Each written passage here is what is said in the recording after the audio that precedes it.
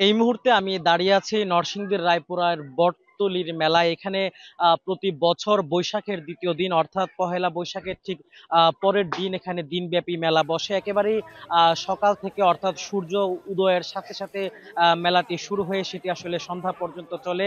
আমরা এখানে যেমনটি দেখেছি যে সকাল থেকে আমরা এখানে ছিলাম। বেলা যত বেড়েছে ততই কিন্তু মেলায় শিশু থেকে শুরু করে কিশোর এবং সকল বয়সী দর্শনার্থীর সংখ্যায় কিন্তু বেড়েছে, আমরা এমনটাই দেখেছি।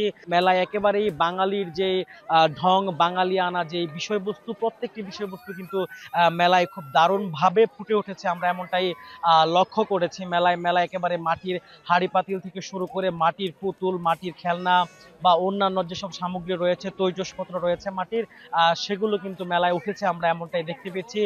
কেনা বেচাও শুরু হয়েছে, একেবারে শিশু থেকে শুরু করে সকল বয়সীরা আসলে মাটির এসব তৈজসপত্র কিনছেন। এছাড়া বেতের বিভিন্ন সামগ্রীও কিন্তু আমরা মেলায় দেখেছি, সেগুলো আসলে কেনা বেচা হচ্ছে।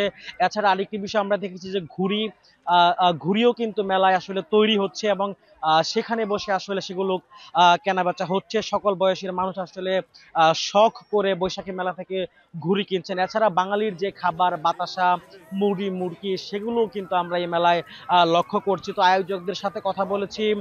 প্রায় 100 বছর ধরে আসলে এই বট গাছের নিচে এখানে মেলা বসে। যে মেলা শুরু হয়েছে সকালে, সেটি আসলে শেষ হবে সন্ধ্যা নাগাদ। এছাড়া বেশ কিছু বাদ্যযন্ত্র আমরা মেলায় দেখেছি, বাঁশি থেকে শুরু করে অন্যান্য যে সকল লোকজ বাদ্যযন্ত্র রয়েছে সেগুলোও কিন্তু আসলে এখানে আমরা মেলায় দেখতে পেয়েছি।